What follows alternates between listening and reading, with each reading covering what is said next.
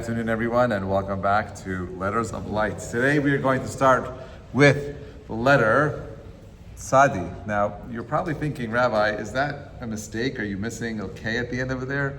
And the answer is no. Look at the Magen David over there. He says the proper name for the 18th letter of the alphabet is Tzadi. Right? Wow. But it is commonly referred to as Tzaddik. According to this pronunciation, may have developed from the blending of the names of the two Hebrew letters, Tzadi and Kuf. Right? It goes Tzadi Kuf. So you're saying Tzaddik together, and that's maybe where this mistake came up to. You say Tzadi Kuf together, it can sound like Tzaddik, and therefore we make a mistake. But the proper way to pronounce this letter is Tzadi. Now, symbolically, the Gemara says that there are two forms of the letter Tzaddik. Remember, there are some letters that have a final letter and a beginning letter, or a regular letter. Right? Tzaddik has an end letter and a regular letter. Okay, the Tzaddik, if you look at it over there right now, look at number 2, the letter Tzaddik. You see it there? Think about it as two different letters: the Nun and the Yud. The Nun is being bent forward, and the Yud is on its back. You see that? By the way, it's very hard to unsee it now. Every time you look at the Tzaddik, you're just going to see, oh my God, it's a broken nun with a little Yud on top of it. That's what a Tzaddik is. Okay, and the final Tzaddik is also known as the straight Tzaddik. Okay, these forms allude to the bent Tzaddik, the humble, righteous person, and the upright Tzaddik, one who remained righteous even after rising to a position of strength or visibility. The bent form, Tzaddik, is used at the beginning and the middle of a word, while the final form, Tzadi, appears at the end. These letters symbolize both the righteousness of God and the devoutness of human beings, further reinforcing the use of the pronunciation Tzaddik. So remember, each letter has its own personality. Each letter has its own unique story that it's trying to kind of like impart to us.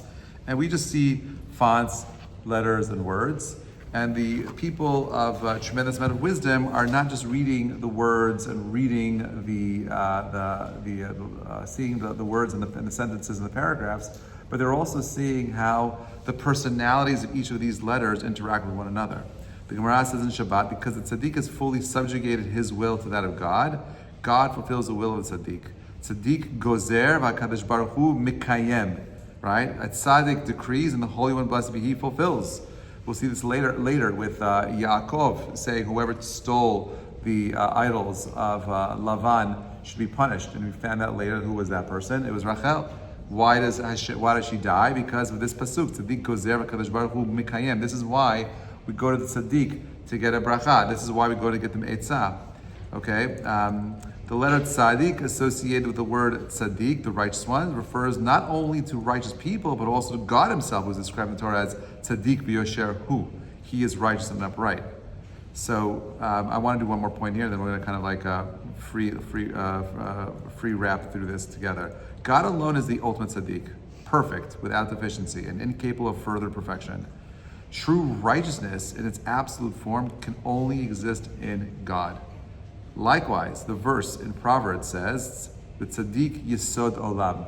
A tzaddik, a righteous person, is the foundation of the world. It is interpreted as referring to God who sustains the entire universe. That's one interpretation of the Magen David. Now, what is a tzaddik? Right? Think about it for a minute. Like we talk about it in Judaism a lot. There's this idea of these holy people. And a tzaddik, I'm not going to exclude, of course, the tzaddikettes in the room, and all of the amazing women who without the Torah would be a very bland and boring story, right? But the tzaddik's role, or the righteous people's role, are there for a reason. They're meant to inspire us to become better, greater versions of ourselves. And what makes the Torah story so compelling, at least for me, was that these were the stories of regular people who lived normal lives, who were far from perfect, who made lots of mistakes, were fallible, and who made sometimes poor choices. But irrespective of those poor choices, they were striving for something more. Where did that vision for more come from? Right? Where does that vision come from? When Abraham, who was born in Iraq, leaves Iraq, what motivates him, this Iraqi, to leave Iraq, the Euphrates, and cross over those very mountainous lands to get over Jordan and into the land of Israel. Not a simple trek. What's the motivation? And I'm going to say this, and this is my understanding of it, and if I'm wrong, I apologize, but I think I'm right. I think that the motivation was that he was coming from a society that was complete. A system of governance, a system of laws that were not built on this word, righteousness.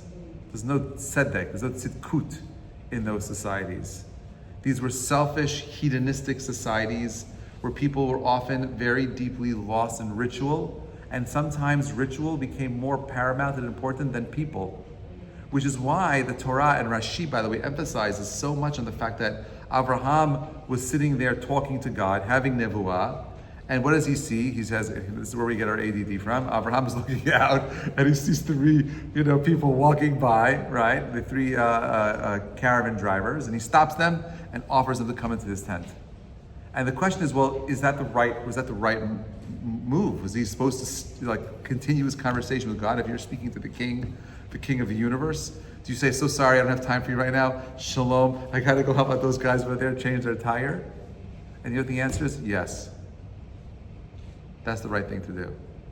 And I find so often in religion, all religions, the emphasis becomes so much more on the service of God and not on the service of man. It becomes on the promotion of my selfish needs. I've shared this before. This is a great essay. Maybe one day we'll do it together here, written by Rav Shlomo Volbe, and he has an essay called Frumkeit. Frumkeit is a more modern word. The word frum means a religious belief, right? Someone who's orthodox, who says frum, right? But really the word frumkeit comes from another word called hashkafa. Now the word hashkafa, even though you've heard the word hashkifa, the word hashkafa is a modern word also. There's no mention of the word hashkafa anywhere in the Gemara. There's no mention of the word hashkafa anywhere in the Talmud. No mention of it anywhere in the Tanakh. The way we use it is never used before. Where does the word hashkafa come from? It comes from the mid-1800s. It's a German word actually called, the word hashkafa is not German, but the German word for something similar to hashkafa is called Weltanschauung. Weltanschauung is a worldview, hashkafa. And it's when the Germans spoke about your worldview, the Jews started thinking about, well, what's our worldview? And that started defining this new word called hashkafa. Now, while of course everyone should have hashkafot, you should have a philosophy that you live by, that drives you, that motivates you, that moves you, no question about it. But that's not Judaism. What's your hashkafa in Judaism? Your halakha. Well, what's halakha, Rabbi? What the word halakha means law. But the word halakha also comes from the word halicha, which means a pathway. Now, is a pathway personal, or is it something that is set in stone? Well, it sounds like it's more personal. A pathway is my pathway, right? Is my pathway your pathway? And the answer is no. But halakha is law, and law is law. Law is never changing, and the answer is yes and no. Something that may be true for you halachically might not be true for you halachically, and something that might be true for you might not be true for her, right? So it depends on who you are. And by the way, this is why the halakha was never meant to be written down. It was meant to be a conversation that you had. We know what the ideal person to teach you your halakha was? Your mothers, your fathers, your grandparents. It was a tradition that was passed down from father to son, mother to daughter, which was broken and lost. I didn't have that. I'm assuming you didn't have that. Maybe for some parts that we did, for others we did not. But there was an unbroken chain of tradition. This is why Judaism never had to be taught in a yeshiva.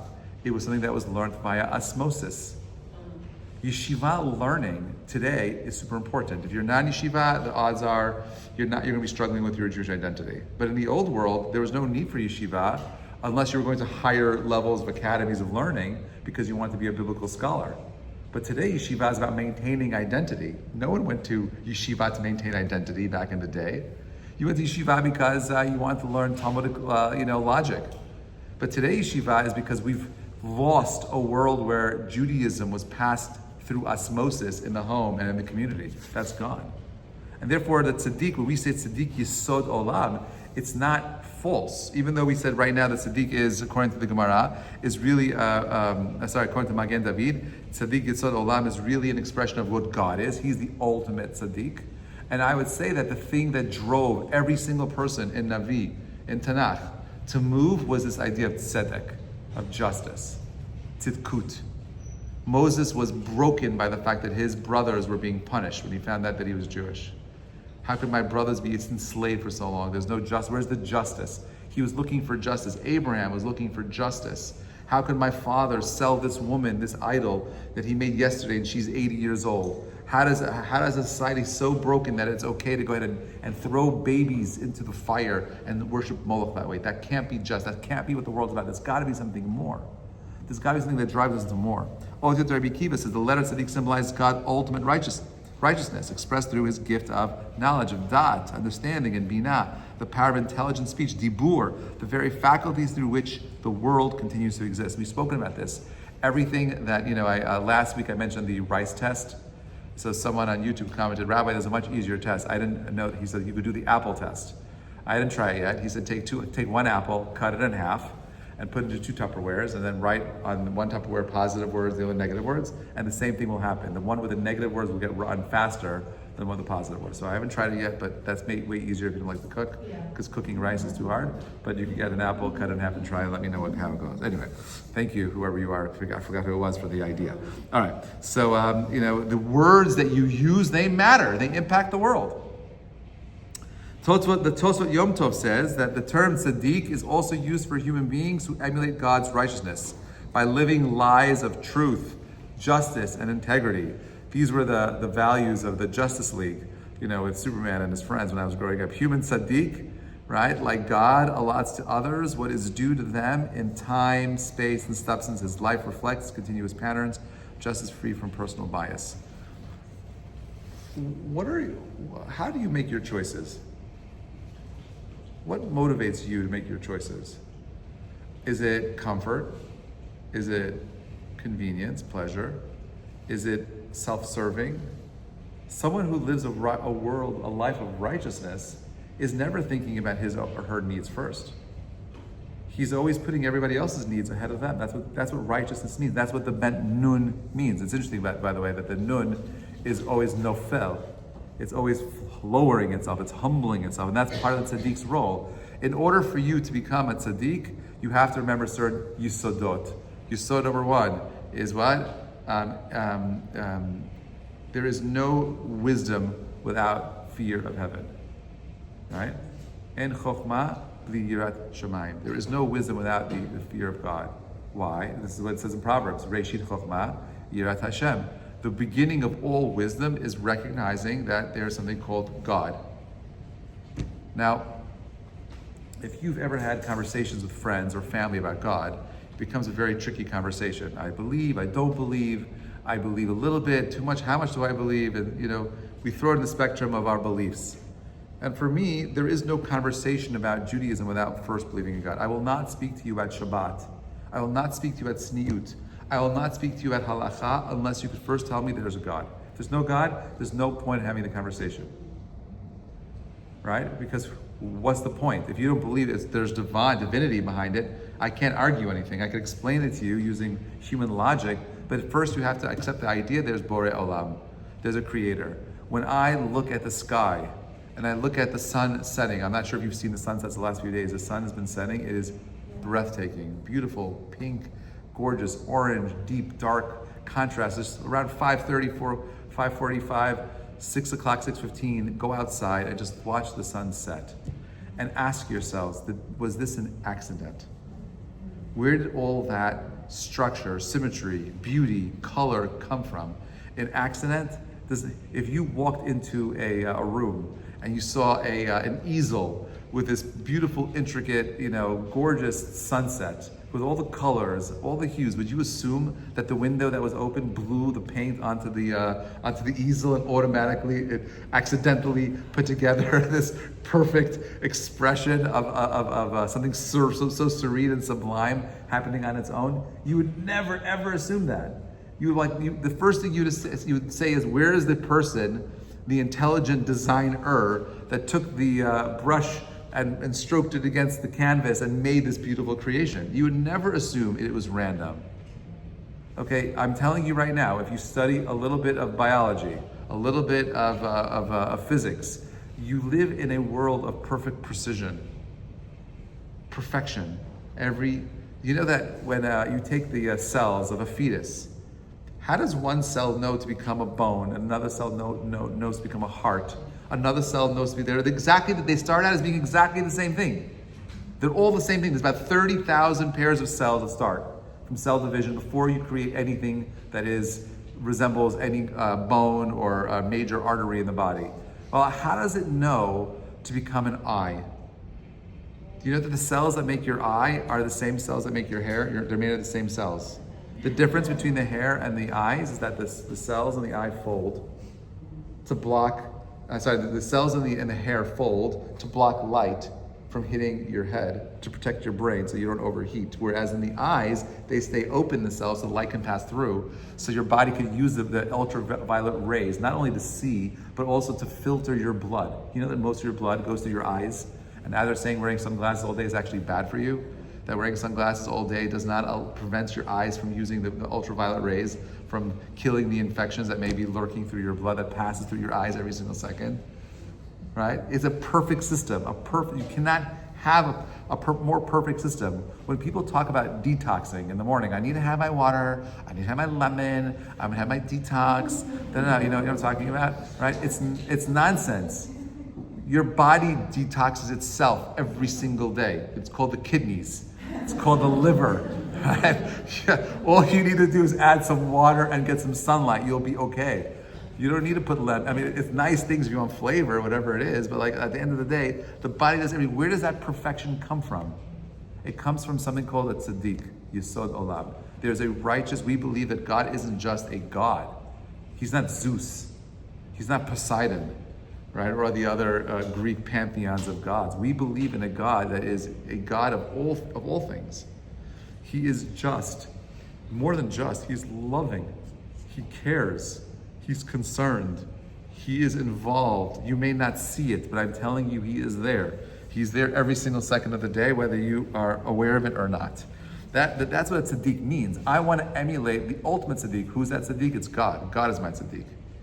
And so therefore, now when I find individuals who've worked really hard to emulate godliness, those are the people I want to go to for advice. Those are the people that I want to speak to you about having a broader, picture of me and my future and where I'm going. Those are the people who I want to pray on my behalf, because I believe they're one step closer to that ultimate greater source of God.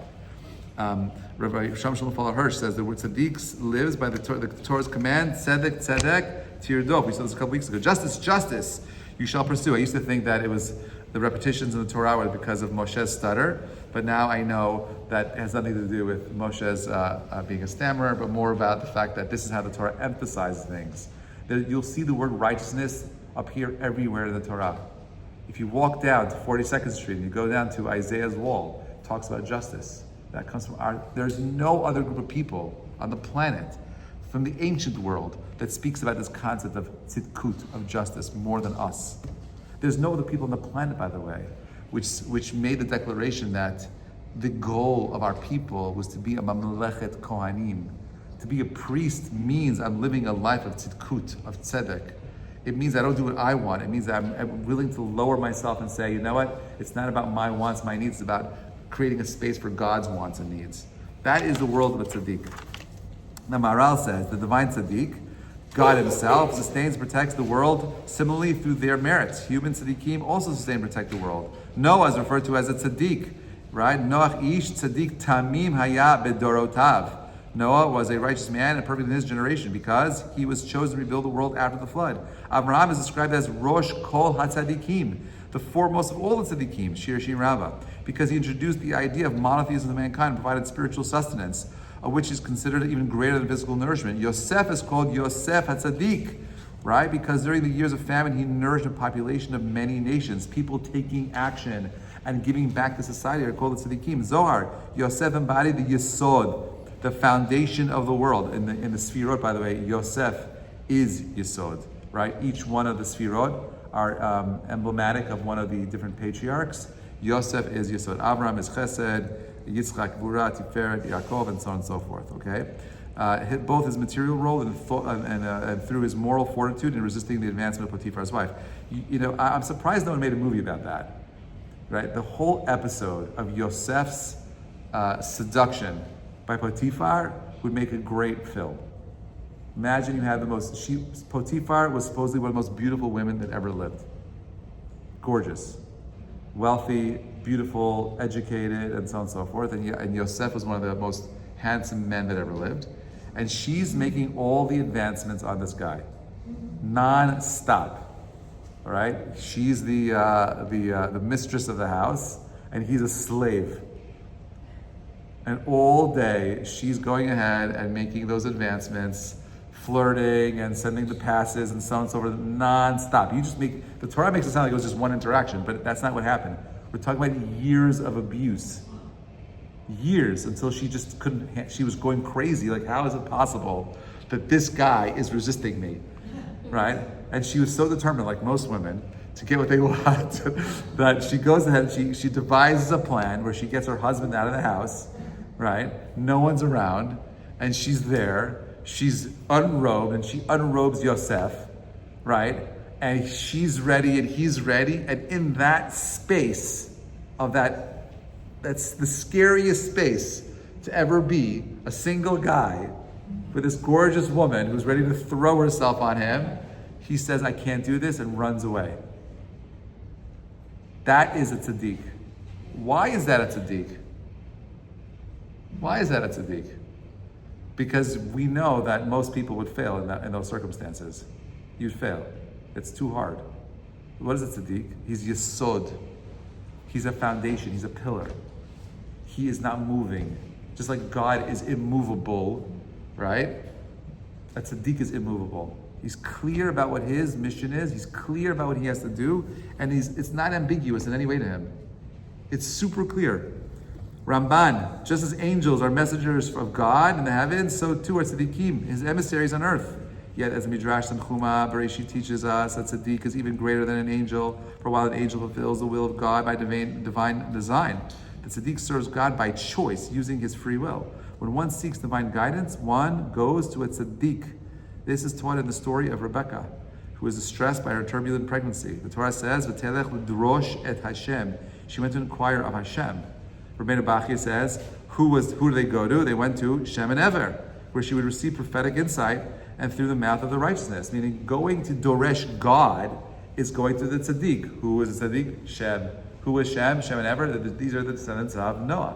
And they were the ones with the tradition to go ahead and understand how to interpret these things.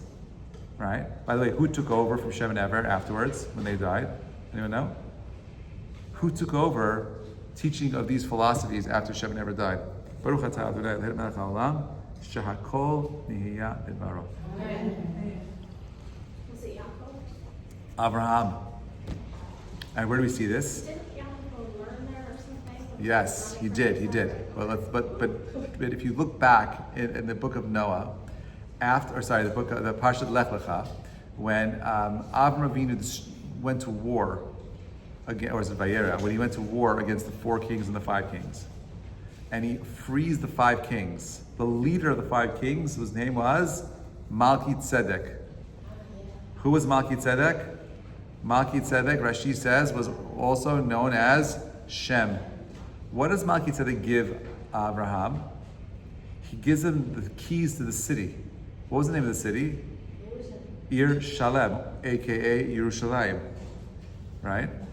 And that was symbolically, the Shem Shmuel says, of Shem handing over the spiritual task of giving over and sharing these ideas to Abraham and his family.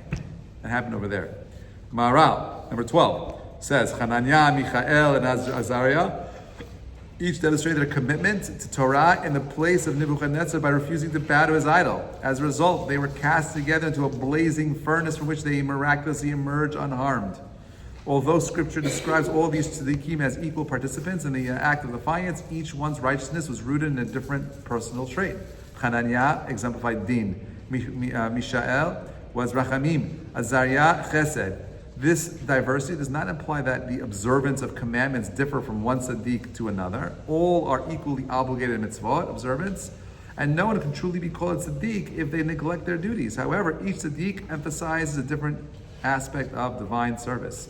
One may be known for his acts of loving kindness, another for his scrupulous attention to mitzvot, and a third for his devotion of Torah study, and so on. So what he's really saying over here, the Maharal, is that you think that tzaddik is just a guy who's sitting and learning, and the guy who's praying all day. That's not true. Another tzaddik could be the person who's out there every day caring for the needy. It could be a person who is building the family and helping the family. It's about doing what you're meant to do. It's about being committed to your responsibilities. That's what a tzaddik is at the end of the day. Rabbi Yonah says, the path of tzaddik is never static. As a person gains deeper awareness of God's wisdom and greatness of Torah, the soul begins to dominate over the physical body. Righteous individuals continue to elevate spiritually even as they age physically. This idea is alluded to in the gematria of the letter Tzaddik, which equals 90. The number 90 in Jewish thought symbolizes a stage of life characterized by a heightened readiness for spiritual devotion, as the Mishnah teaches in Perkei Avot, ben tishim l'suach. And 90, one bends in submission, right? While this often is interpreted as a reference to physical decline, it refers to a person's inward bowing, a deeper humility and increasing connection to God through prayer.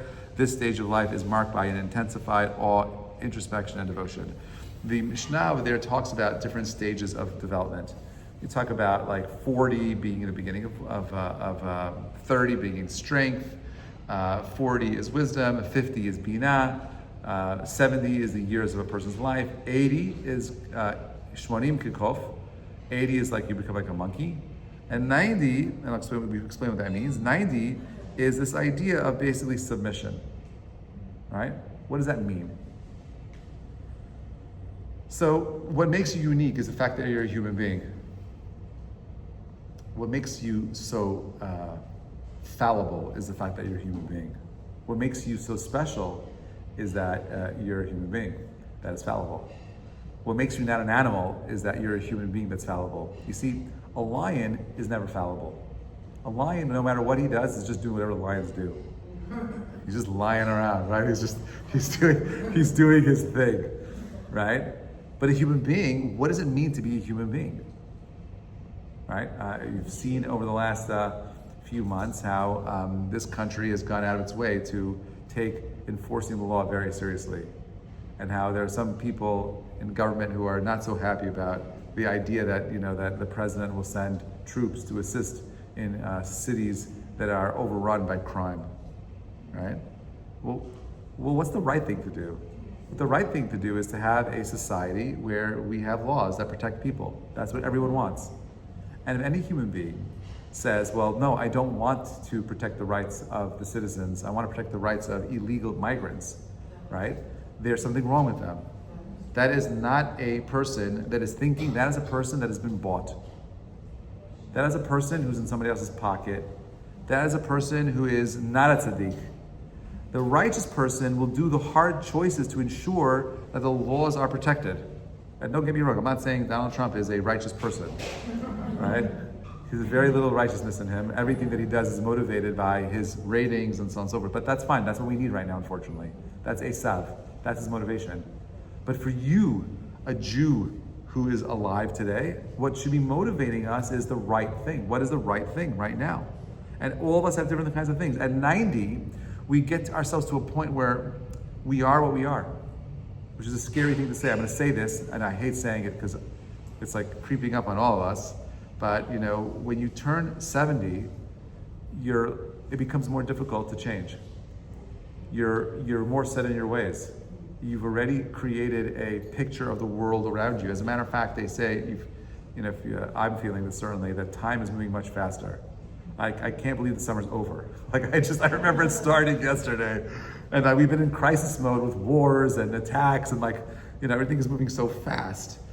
And there's actually a recent study that came out that actually proves that it's actually true that time does move faster for older people. and it moves slower for younger people. Now, why? Is because the brain is really a filter, and all it does all day is filtering out information. But once it identifies a pattern, it doesn't need to spend any time processing that information. So you move through it faster. And that's the experience of moving through time quicker. For a child, where everything is brand new and exciting, right? Every new moment is unique and profound, so it's slower. The brain is taking its time to imprint it on the mind. So for them, time is moving slower, right? This is very much connected to this idea of the word tikkun. I've said this before. The word tikkun, right, has the same letters as the word tinok. Why? Because you can't be mitaken, you can't fix unless you're in a childlike state of being ready to imprint and absorb. So the challenge of getting old is that you think you know everything, and you're not like the Tzaddik with a bent over. I mean, you might be bent over, but not because of humility. It's because your back is old, right? But in reality, the humility part of us is what allows us to maintain a connection to our youth, the youthfulness of who we are. Youthful, older people are always looking to learn. When you get to a point where you say, I don't want to know, just do this for me, that, my friends, is as EOB, early onset, EOG, early onset grogginess, right? And that's EOG is curable, but just be mindful. If you have EOG, early onset grogginess, you're already getting into your later years of life. Anyways, but this idea of ben tishim l'suach, right, is that we don't have forever to grow and develop ourselves. And therefore, use the time that you have right now for your growth and development. It's never too late. This idea, teshuvah, of repentance, in the month of Elul that we're in right now, is an expression of this idea. The Gemara says in Brachot that if there is a sword on your neck, you can still do teshuvah. What does that mean? It means no matter what circumstances you find yourselves in, you will figure out a way of going back to that deepest parts of yourself. The Kol Torah, as number 14 says, importantly, not everyone who is called Tzaddik, righteous, is in absolute sense. When Abraham pleaded with God to save Sodom, he asked, Ulai yesh 50 tzaddikim b'toch ha'ir. Right? Perhaps there are 50 righteous people in the city. However, in the verse, the word tzaddikim is spelled defectively without the second yud. Tzaddikim. Look at that. Did you notice that? Instead of tzaddikim. This indicates that the supposedly righteous people of Sodom were not truly righteous, but only relatively, in comparison, exceedingly sinful society which they lived in. So not all tzaddikim in the Torah are equal. The Midrash of Kol Eliezer said tzaddik is the light of the world. V'yar Elokim et ha'or ki tov. Right? He saw that the world was good. But according to Midrash Kabbalistic sources, it refers to the deeds of the tzaddikim. The verse says V'yar Elokim et ha'or ki tov. God said the light was good refers to the massive tovim, the good deeds of the tzaddikim. So therefore, when we say that pasuk, we're not saying that what was the light? That light is generated by your actions. We know that now, by the way. When a person has have you ever heard of someone being able to read your aura? There are people that can read the aura. There are certain colors that surround you. Whether you're aware of it or not, it's there. And some people will tell you what those colors are. And basically your aura changes based on the actions that you're involved in. Right? You impact the world around you, even though you can't see it. It is happening. Soon, by the way. I know that they've been doing these studies right now where they've already been able to create eyes that are able to see new spectrums of colors. So they have contact lenses right now that you can buy. Okay, this exists. You saw this one? That allows you to see in the dark. Right? You put them on and it allows you to see infrared spectrums. So you can, even at night, you can't see anything, you can still see everything, which is kind of weird. What happens when you close your eyes? How do you go to sleep? But the idea is that you can. There's so much information that's there that your eyes don't see, right? But there's a reality of light that surrounds us, and that is very much that very much is an expression of our actions. The primordial light was hidden away from the righteous in the future because it was too pure for the wicked to benefit from. Ha'or HaShabar HaKadosh Baruch Hu. They cannot have any benefit from them, so therefore God hid that particular light away from them. Magen David, the form of Tzaddik in the Torah's script embodies the extreme humility, the divine submission, constructed of a bent nun, right? A person who has humbled himself with a yud placed on top, representing Hashem. This is structured in the case that the Tzaddik lowers himself even further in humility to become a resting place for the divine. This is visually the visual allegory. The yud resting upon the nun resembles a rider on the back of a horse, symbolizing God riding upon the dwelling within the humility of the righteous. Now, when we talk about this concept of righteousness, right, and tzaddik, okay, let's break it down like this.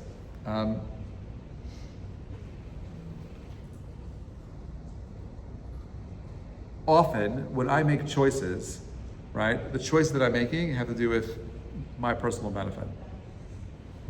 Now, should I wake up in the morning and quickly get up and say Moda Ani? Should I wake up in the morning quickly and say it slowly with kavanah, or do I rush through it?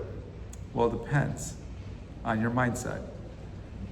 So much of what you do has to do with how you perceive yourselves, right? So, am I someone that is humbling myself to allow the yud to rest on my back? Right? Or is it just about me? So many people, I find, young people today, often feel a sense of entitlement and outrage. And so much of their own narrative is a narrative about their own selves. They can't break out of seeing the world outside of themselves. That's a horrible place to be in. I'm not saying you ignore yourselves. Of course, you have to provide, and take care of yourselves as much as you can. But at the end of the day, you and I are here to learn to become true givers. We have to become godlike. I become godly when I understand how to give of myself, to be of service, to be someone who is here to serve. Like to be the indentured servant. That's what I'm here to do. I'm here to learn to become a giver. And by the way, people that are depressed are the people that are not giving. Giving. People that are giving are always happy. It's not a weird thing. Why is that? The people that are giving are the happiest people. The people that feel like they don't have enough to take are the ones that are the most unhappy. Right? And this is part of it. Righteousness is also a pathway to happiness. But most importantly, the ultimate happiness is knowing that there is a God who is literally there on top of you. Yeah. My husband shared, he was reading one of our books in the library. He said, people who are praying too loud, especially on Navidad, Yeah. and he's quoting it from the book, they said they have a problem with the Munah. Yeah. That they don't believe that the whisper is enough for God to hear. Yes. Right. Yeah, they do. So let's keep going. The Magen David says the writer imagery also alludes to the fact that God lowers himself in order to accompany the Jewish people even into exile. Tzaddik, through his humility, draws the divine presence even into the darkest places. And that's the reality. Like, meaning, do you think God wants to be with us in America? The answer is no, he does not. He wants to be with us in Israel, all of us in Israel. That's where he wants us to be. He is in Galut with us here, right? And he does that because of his ability to lower himself. Why would God create a universe? If you're an infinitely perfect being and you have nothing missing, why would you create other people and worry about them? He's worried about you. And how do I know he's worried about you? Because you have problems. Your problems, I'm not looking at you. I'm looking at everybody. You got lots of problems. No. You got your problems are there because God loves you, and those problems are uniquely designed to give you the power of growing and becoming yourselves. That's what they're there for, right? He wants you to be amazing. He loves you so much. That's what those problems are. The Maharal says that the structure of the Tzaddik, right, letter also reflects the faith of the righteous, even if he experiences a fall, Nefilah, the Yud representing God is close by to lift him up. This is the idea echoed in the Psalms. Nar ha'iti v'gam sakanti v'lo ra'iti tzaddik ne'ezav. Right? I was young and now I am old, yet I have not seen a righteous man forsaken. This verse encapsulates the divine assurance that the true tzaddik is never abandoned no matter how dire his situation is. So most people give up. I can't do this. It's too hard, Rabbi. I can't. And that's the mistake that you're making. It's exactly, first of all, within the challenge, the first thing you need to do for your mindset is, oh, this is coming from God, obviously. What does God want from me? If he gave me this challenge, it must be that I can pass it. This is why we say, Sheva Pa'amim Yipol Tzaddik V'kam. A righteous person, a tzaddik, will fall 7 times and rise up. We're far from perfect. We make mistakes. If I was a betting man, you'll all make a mistake soon. After this class, we'll make mistakes. That's okay to make mistakes. But I'll tell you what's not okay in God's eyes. God won't be mad at you for making a mistake. He won't punish you for making a mistake. You know he'll be mad at me with? You know he'll be frustrated at you with? Why didn't you create a vision for a correction? Don't you want to be more? Do you want to be like an animal? Do you want to be like the dog and the cat and the mouse? Or do you want to be the most powerful thing that he created, a human being? More than the angels, greater than anything is a human being. You are amazing. You are special. You are the link between heaven and earth. And what you say impacts reality. No one else can impact reality. God can impact reality, and you can impact reality. How are you using that power? How are you thinking about yourselves? Are you just a person, or are you striving to be a tzaddik? What's the goal? You know, I have a son who's. I remember when he was very young. He came back home in first grade. You know, they asked the kids, like, what do you want to be when you grow up? So, you know, he brings me this list. I'm reading all the names of the class. AB wants to be a fireman. This guy wants to be a policeman. And this guy wants to be an astronaut. And this guy wants to be a Rebbe. You know, my son wrote, he wants to be a Navi. Right? So I said to him, like, why do you want to be a Navi? Like, he's the only one that said Navi. Right? He's like, because I want to be able to talk to God. I want to talk to God. I want that relationship. And at a very young age, he was just very blessed to have this deeper understanding of what it is we're meant to be doing here. So like, he takes his learning very seriously, and there's something called Ben Azmanim, which is between when a yeshiva has off, like a few weeks in between the holidays and so on and so forth. So right after Tisha B'Av, between Tisha B'Av and Elul is a break. They have like 5 weeks off, 6 weeks off. And they go back to yeshiva in the month of Elul, and then from Elul until Yom Kippur, they're in yeshiva again, then they're off from Yom Kippur until end of Sukkot. That's called Ben Azmanim. So for him, Ben Azmanim is not like going out bicycling or surfing or in the pool or beach, whatever it is. It's I'm working on a particular halakha. I want to master it. He'll go out. He'll spend time understanding these things, and he'll make a likut, his own notes of all the things that he's learned. So now, why is he doing that? So obviously he's a nerd, right? And he likes to read and all that stuff, but that's not his motivation. The motivation of a nerd is to understand these things because I want to understand these things. But his motivation is, I want to understand this so I can apply it. There's a difference. He's doing it because he wants it to change the way he lives his life. That is Judaism at its core. It's so easy to see it as a bunch of, it's all these mitzvot, it's all these commandments. Yeah, the commandments are there because God understands how God-like you can be. He understands that you can be a source of light. He understands that you contain infinite potential.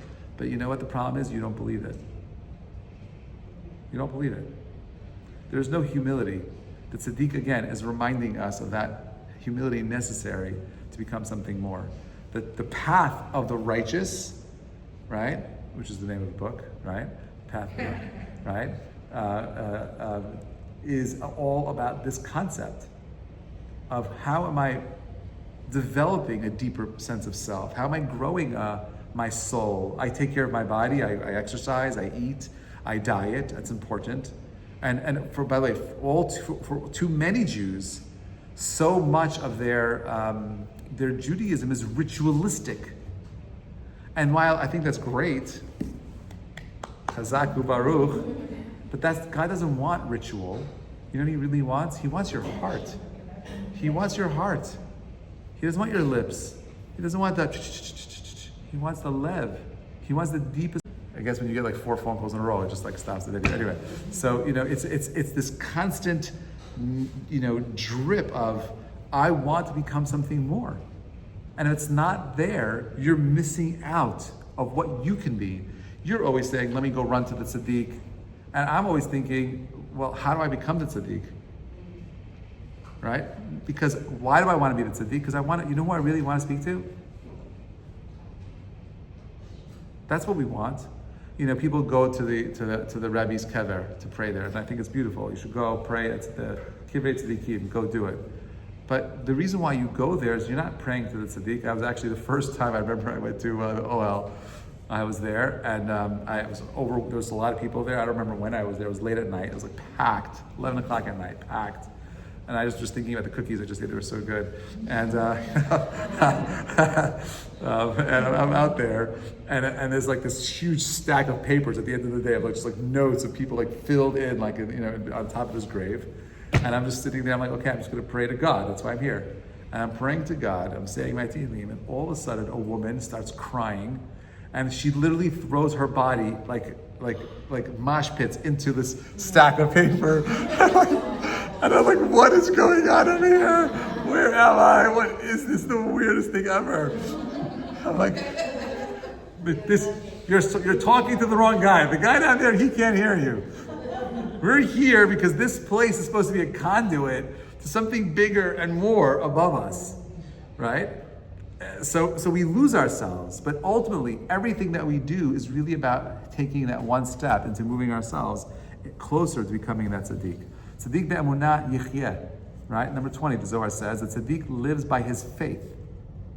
The form of the letter tzaddik most closely resembles the letter aleph, more than any other letter in the alphabet. According to Kabbalah, the 22 letters of the Hebrew alphabet pair into 11 form mates, right? 2 letters whose shape mirrors or echoes of each other. The formate of the aleph, the symbol of the master of the universe, everyone should know this, right? Is what? The tzaddik, the righteous one whom the world stands on as Rin, Tzaddik Yisad Olam. Tzaddik is the foundation of the world. Shari Gilgulim, this is also the Arizal. So the letter Tzaddik begins the word Tselem. The first time the Tzaddik comes up in the Torah is Tselem. Tselem Elokim bara otam, Zachar Nokeva bara otam. The divine image of God which created humanity. In Kabbalah, we are taught that the Tzaddik is the Tselem, corresponds to the 3 conscious levels of the soul. Okay, this is the more mystical parts I said for the end of the class. The Moach, the Lev, and the Maseh, mind, heart, and action. The next 2 letters, Lamed, Mem, final, correspond to the 2 transcendent levels of the soul, Chia and Yechidah, living essence and the singular essence, according to the system of Atbasht, right, which is replacing the first letter with the last letter, the second letter with the second to last letter, and so on and so forth. Right, the Tzaddik reveals 2 inner states of Emunah. Number 1, faith in the transcendent light of God, the ultimate source of creation. 2, faith in the essence of God, the ultimate source of Torah and mitzvot. This duality is hidden in the verse, Tzaddik be'emunato yichyeh. Right, a righteous man will live with his faith. The Hebrew word be'emunato, right, in his faith can be read as shtei umunot, right, 2 levels of faith. The gematria of Tzaddik 204 is twice the value of emunah, 102, not an accident. Emphasizing this dual dimension of living with faith means serving God with joy. As explained with the Tanya, the emotionally vitality of the hallmark of spiritual authenticity, that is what we want. We want you to move yourselves to a place where you can have this double level of emunah that allows you to catapult in becoming the tzaddik. Midrash Tanchuma says the word etz, right, is where you see the first time you have the end tzaddik, was created on the 3rd day of creation. He has the same numerical value as 160, as the word selem. Divine image is created ki adam etz hasadeh, man is a tree of the field. Etz hachaim, right? They are also the shar ha'kalalut halamot. The 3rd day represents tiferet, beauty, which serves as the source of Yesod, foundation. The 6th day of the attribute of Tzaddik, Tiferet, and Yesod merge with Kabbalah, called middle column, Kav HaEmtza, the unifying channel of divine flow. As Chazal say, Haguf ve'habrit nechshavim l'dvar echad. They are one thing. The body and the covenant are considered to be one, which means the body and soul are united. Sefer Yetzirah, the 12 simple letters in the alphabet, correspond to the 12 months of the year. Each month is linked with a specific sense of spiritual faculty. The letter Tzaddik is associated with the month of Shvat, whose unique sense is achila, eating. The 15th of Shvat, Tu B'Shvat, is in the new year of the trees. In the language of Chazal, the word ilan, right, tree, it has a gematria of 91. The union of 26, Hashem's name, and 65, Amonai. This corresponds to the unification of the letters of Aleph and Tzaddik, the divine and the righteous. A building of and seeing God's name in the world through our action. Tzaddik Tamar Yifrach, the famous words at the end of Psalm 92. Right, we say it on Friday night. Tzaddik Tamar Yifrach Keres Mavano Yizkeh. By the way, the word Tzaddik Tamar Yifrach, if you look at the last letter of each word, Tzaddik Tamar Yifrach, Kuf Resh Chet spells Korach. Even Korach, will sprout out as a tzaddik at the end of times. The root letter tzaddik from tzayad, hunt, reference to Esav, who was called Ish Yodea Tzayid, a man who knew hunting. In a redeemed sense, the tzaddik hunts for divine sparks and physicality, lifting them up through the proper eating, speech, action, and intention. This aligns with the verse, B'chol drachecha da'ehu. In all your ways know him. Even mundane acts like eating, a focus on the mouth of Shvat, becomes holy when performed with awareness, this inner avodah of the tzaddik. How do you make yourselves more aware? My friends, this is what the Torah and learning is all about on all levels of the world. Number 27, Olamot, souls, Neshamot, divinity, Elokut. The number 90 represents total consciousness. Okay, Otzrot Shar Aleph. That's an expression again of letter Tzadi. The three powers of intellect, Mochin, Chokhmah, wisdom, Bina, understanding, and that knowledge. Three powers of emotion, Midot, Chesed, loving kindness, Gura, strength, and Tiferet, beauty. The three powers of innate behavioral expression, Netzach, Hod, and Yesod, humility and connection. These 9 powers, Mochin, Midot, and behaviors, manifest within the full spectrum of the 10 Sfirot. What's 9 times 10? 90, including Malchut as a vessel containing all of us. The number 90 becomes symbolic of the entirety of the conscious capacity. 90 isn't, remember that whenever you see a number with a 0 at the end of it, that is the greatest expression of that number. 90, the greatest of 9. 9 of the 9 Sfirot that encompass everything. That is the consciousness that you and I use to understand the physical world and the spiritual world. The Likutei Maran that Rabbi Nachman says at the level of the worlds, these 90 elements are folded inward. The power of intellect and feelings are connected with natural behavior lying dormant in the womb of nature. This state is referred to Kabbalah as Ibor, pregnancy, representing the unconscious potential. Pregnancy, Ibor, hints at the danger of miscarriage, a metaphor for the harshness or distortion of worldly consciousness, still underdeveloped and untethered from higher order of the soul of divine unity. I just want to say something short about this. Today you have these podcasters and YouTubers of very low intellectual caliber, and they share these most ridiculous, absurd ideas. There's no intellectual understanding at all.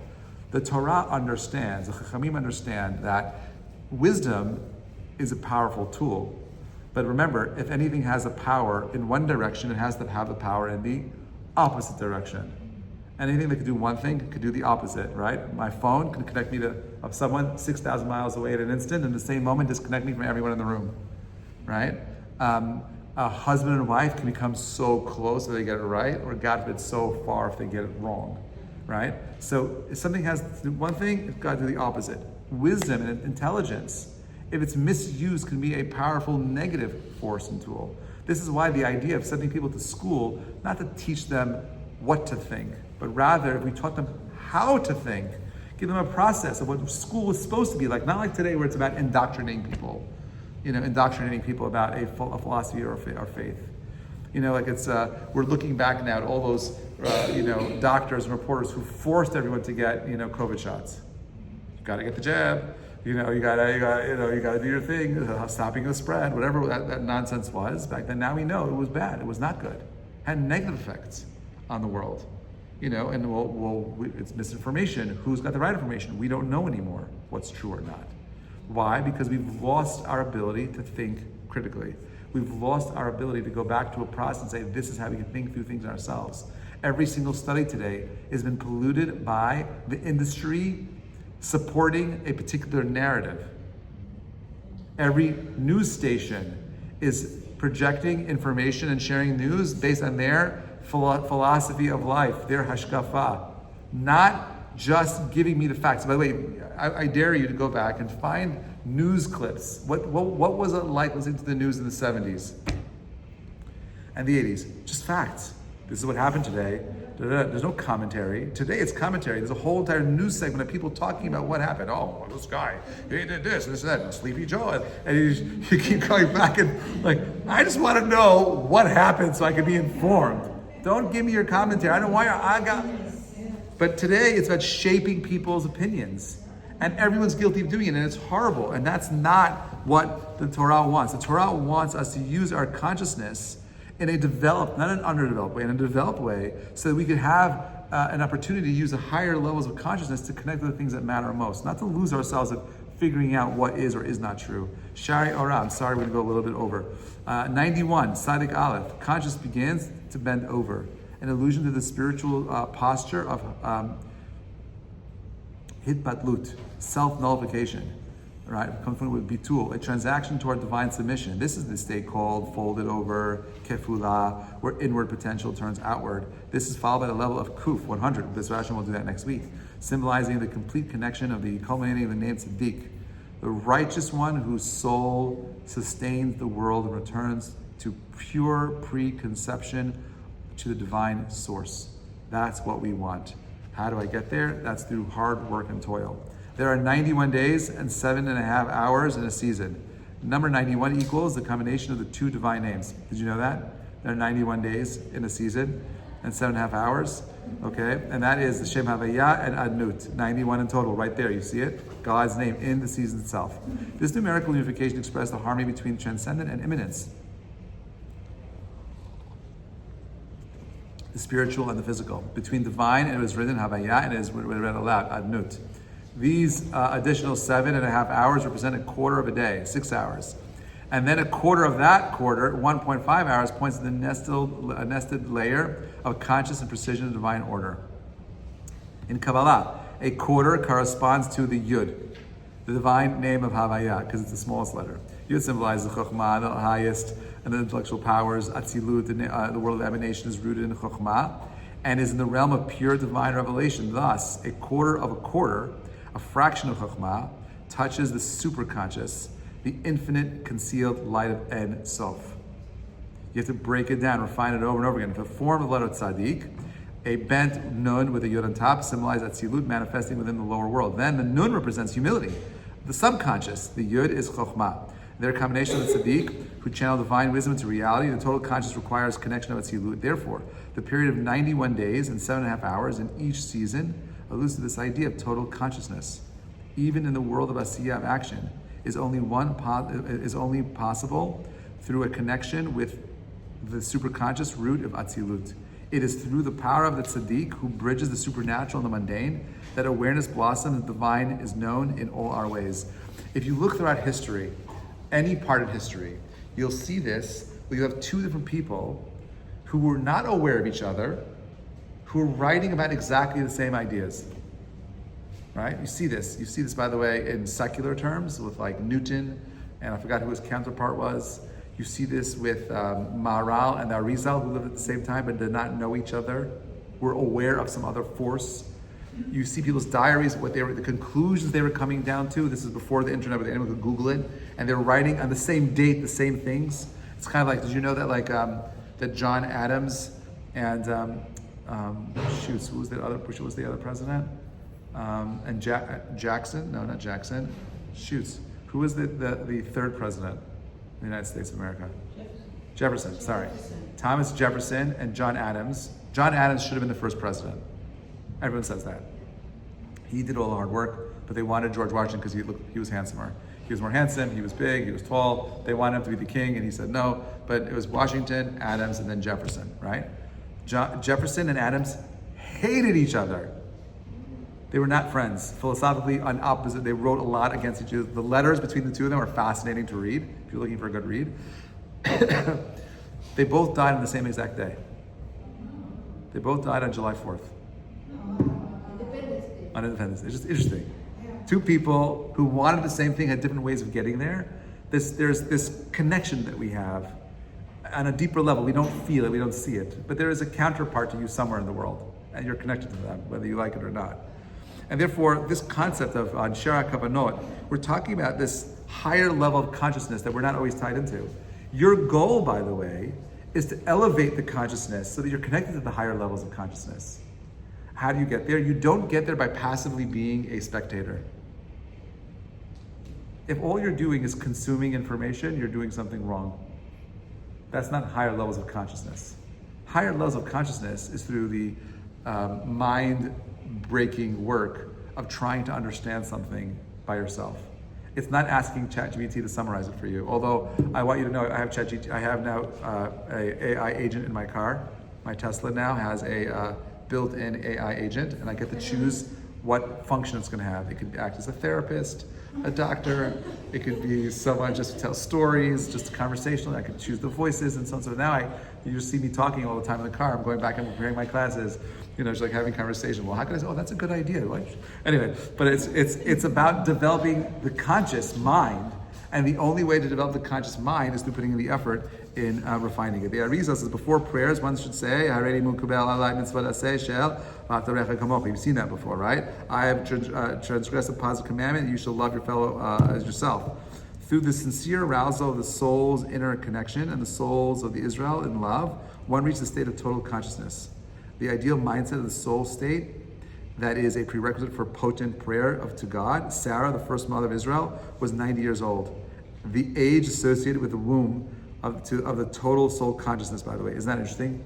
Right? Her consciousness expressed itself through laughter, as it says, "V'titzchak Sarah b'kirba," and Sarah laughed within herself.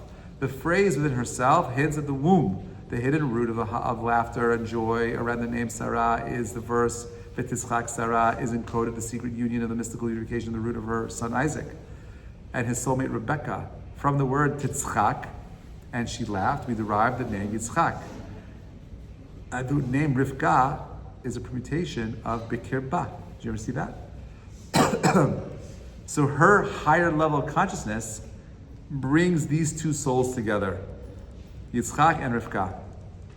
And by the way, Rivka takes over for Sarah after she dies. Right? So there's a direct spiritual level of connection on a higher conscious plane of these two people united together. Last source, okay? Upon Isaac's birth, Sarah said, "Tzchok asa li Elokim, kol hashomeh yitzchak li." God has made me a laughter for me. All who hear will laugh at me. The name Yitzchak begins with Tzaddik 90, Sarah's age at his birth, and ends with Kuf 100, Avram's age.